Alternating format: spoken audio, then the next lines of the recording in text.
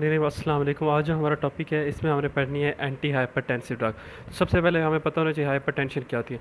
अच्छा, कुछ पर्सन होते हैं जिसमें हमारे पास बीपी हाई हो जाते हैं, हम कहते हैं इनको क्या हो गया, हमारे पास इसका ब्लड प्रेशर हाई हो गया, लेकिन अगर वो कंसिस्टेंट रहते हैं हाई, तो तब हम उसको कहते हैं कि ये जो पर्सन है ये हाइपरटेंसिव है, हाइपरटेंशन का पेशेंट है, हाइपरटेंसिव जो है ये पेशेंट है। ठीक है।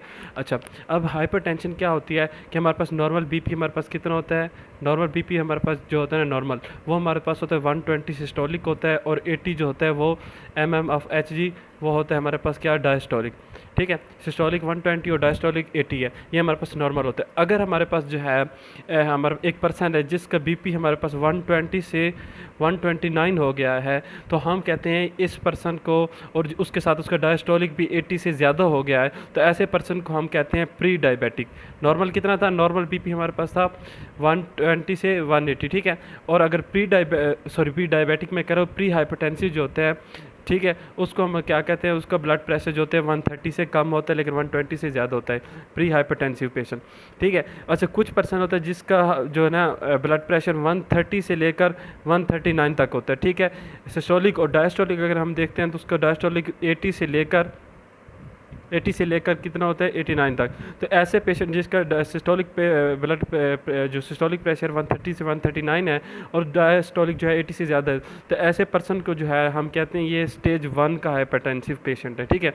जो हमारे पास पर्सन होता है जिसका 140 से अबव हो जाता है, ठीक है, या 140 से अबव हो जाता है, और इधर 90 से अबव उसका डायस्टोलिक हो जाता है, सिस्टोलिक 140 से और डायस्टोलिक 190 से अबव हो जाते हैं, हम कहते हैं ये क्या है, स्टेज 2 का पेशेंट है। ठीक है। स्टेज 1 और स्टेज 2 को हम क्या है ट्रीट करते हैं। स्टेज 1 जो प्री हाइपरटेंसिव है उसको हम उसके ट्रीटमेंट ड्रग का नहीं देते, बल्कि उसकी जो है ना लाइफस्टाइल मॉडिफिकेशन करते हैं। ठीक है। अच्छा, अब बात करते हैं कि हमारे पास काजेज़ क्या है हाइपरटेंशन की, तो इसमें डिफरेंट काजेज़ आ जाती है। एज भी इसमें रिलेटेड होती है। कुछ होते हैं जो बंदे एथीरोस्क्लेरोटिक पेशेंट होते हैं, कुछ ऐसे पर्सन होते हैं जिसमें हमारे पास क्या होता है आर्टीरियोस्क्लेरोसिस हो जाता है, कुछ पर्सन में हमारे पास स्मोकर होते हैं, वो स्मोकिंग करते हैं, तो काफ़ी ज़्यादा डिफरेंट रीज़न है। अच्छा, इसको समझने से पहले आपको पता होना चाहिए कि ब्लड प्रेशर जो होता है ना, ब्लड प्रेशर वो डायरेक्टली प्रोपोर्शन होता है ब्लड वॉल्यूम के। ब्लड वॉल्यूम ज़्यादा होगा, ब्लड प्रेशर ज़्यादा होगा, और इसके साथ डायरेक्टली प्रोपोर्शन होता है कार्डिक आउटपुट के। कार्डिक आउटपुट ज़्यादा होगी तो ब्लड प्रेशर ज़्यादा होगा, और इसके साथ ये डायरेक्टली प्रोपोर्शनल होता है हमारे पास total peripheral resistance. Total peripheral resistance भी से कह सकते हो, यहाँ में से कहते हैं पेरिफेरल वेस्कुलर रेजिस्टेंस। ठीक है। इसके ये क्या होता है, डायरेक्टली प्रोपोर्शनल होता है। ठीक है। अच्छा, अब हम जो है ड्रग्स की तरफ जाते हैं कि किस तरह हमारे पास जो होते हैं ना ड्रग्स कौन सी इफेक्ट करती है। लेकिन उस ड्रग को समझने से पहले आप जो है ना दो सिस्टम होते हैं जो हमारे पास ब्लड प्रेशर को कंट्रोल करते हैं, हमारे बॉडी के अंदर होते हैं। एक हमारे पास होता है बैरो रिसेप्टर, एक होता है हमारे पास बैरो रिसेप्टर सिस्टम, बैरो रिसेप्टर रिफ्लेक्स जिसे हम कहते हैं। ठीक है। और दूसरा हमारे पास क्या होता है, रास रेनिन एंजियोटेंसिन एल्डोस्टेरोन सिस्टम। ठीक है। अब इसके बारे में थोड़ा सा देख लेते हैं कि अगर किसी पर्सन का हमारे पास क्या है बीपी कम हो गया, किसी पर्सन का हमारे पास ब्लड प्रेशर कम हो गया, तो वो क्या होता है हमारे पास, जब उसका ब्लड प्रेशर कम होता है तो बैरो रिसेप्टर रिफ्लेक्स उसको क्या करता है, सेंस करता है। कौन, बैरो रिसेप्टर जो रिफ्लेक्स है उसको सेंस करता है, और वो सिग्नल भेजता है हमारे पास सेंट्रल नर्वस सिस्टम की तरफ। सेंट्रल नर्वस सिस्टम की तरफ जो सिग्नल भेजता है, सेंट्रल नर्वस सिस्टम क्या आता है, वो सिंपैथेटिक डिस्चार्ज को बढ़ा देता है। सिंपैथेटिक नर्वस सिस्टम को क्या कर देता है, उसके डिस्चार्ज को बढ़ा देता है। अब सिंपैथेटिक नर्वस सिस्टम का जब डिस्चार्ज बढ़ता है तो हमारे पास क्या होता है, क्या चीज़ रिलीज होती है, नॉरएपिनेफ्रिन और एड्रेनर्जिक सिस्टम, नॉरएपिनेफ्रिन और एपिनेफ्रिन वगैरह। ठीक है। तो नॉरएपिनेफ्रिन के लेवल ज़्यादा हो जाते हैं। अब जब नॉरएपिनेफ्रिन के लेवल ज़्यादा हो जाते हैं, आपको पता है नॉरएपिनेफ्रिन क्या क्या करती है, ये अल्फा 1 रिसेप्टर पे भी एक्ट करती है और बीटा 1 पे भी एक्ट करती है। अल्फा 1 पे आपने पीछे पढ़ा था एएनएस में, आपको काफ़ी डिटेल में पढ़ाया, अगर आपने लेक्चर नहीं लिए तो एएनएस के लेक्चर ले रहे हैं। अल्फा 1 हमारे पास क्या होता है, ब्लड वेजल वगैरह में होते हैं। ठीक है।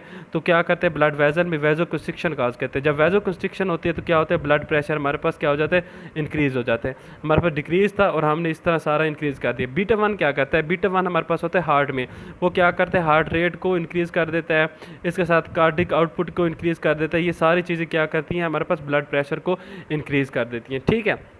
ये तो हो गया हमारा रेनी एंजियोटेंसिन, सॉरी ये बैरो रिसेप्टर रिफ्लेक्स। अब हमारे पास अगर एक तो बैरो रिसेप्टर रिफ्लेक्स के साथ हमारे पास रेनी एंजियोटेंसिन सिस्टम भी काम कर होता है। जब ब्लड प्रेशर कम होता है तो ब्लड फ्लो जो है किडनी की तरफ वो भी कम हो जाएगा।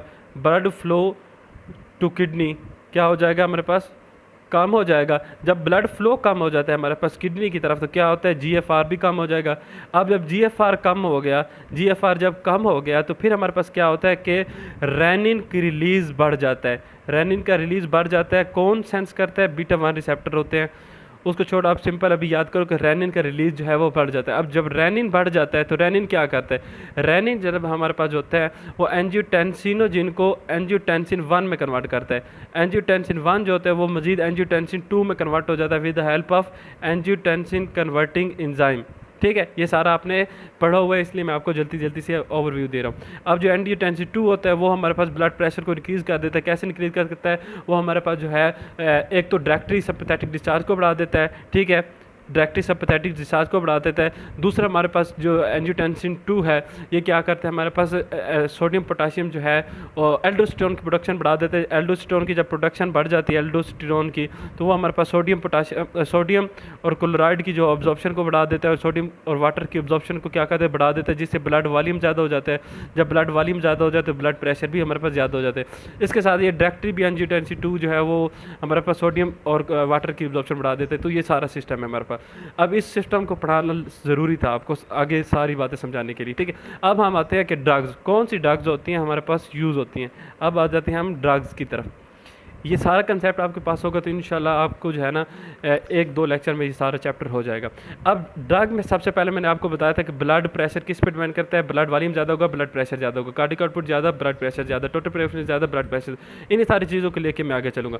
सबसे पहले हम ऐसी देखो, ब्लड प्रेशर ज़्यादा होगा जब ब्लड वॉल्यूम ज़्यादा होगा। तो मैं अगर ब्लड वॉल्यूम को कम कर दूं तो ब्लड, इधर भी मैंने ब्लड प्रेशर लिख दिया, वॉल्यूम इधर भी वॉल्यूम, अगर मैं ब्लड वॉल्यूम को कम कर दूं तो क्या हो जाएगा, ब्लड प्रेशर भी शाबाश कम हो जाएगा। तो मैं ऐसी ड्रग्स दूंगा जिससे हमारे पास ब्लड वॉल्यूम जो है ना वो कम हो जाए। तो वो कौन सी ड्रग होती हैं जो हमारे पास ब्लड वॉल्यूम को कम करती हैं, उन्हें हम कहते हैं डायूरेटिक्स। क्या कहते हैं हम, डायूरेटिक्स। तो सबसे पहले मैं क्या करता हूँ कि डायूरेटिक्स देता हूँ। डायूरेटिक क्या करते हैं, ब्लड वॉल्यूम को डिक्रीज़ कर देते हैं। डायूरेटिक क्या करते हैं, ब्लड वॉल्यूम को डिक्रीज़ कर देते हैं। ब्लड वॉल्यूम डिक्रीज़ होगा तो ब्लड प्रेशर भी डिक्रीज़ हो जाएगा। इसके बारे में फर्दर आपको बाद में बताता हूँ, ठीक है। डायूरेटिक्स का पूरा चैप्टर भी है, उसमें भी डिटेल में बताऊँगा, अभी भी आपको नेक्स्ट लेक्चर में बता दूँगा।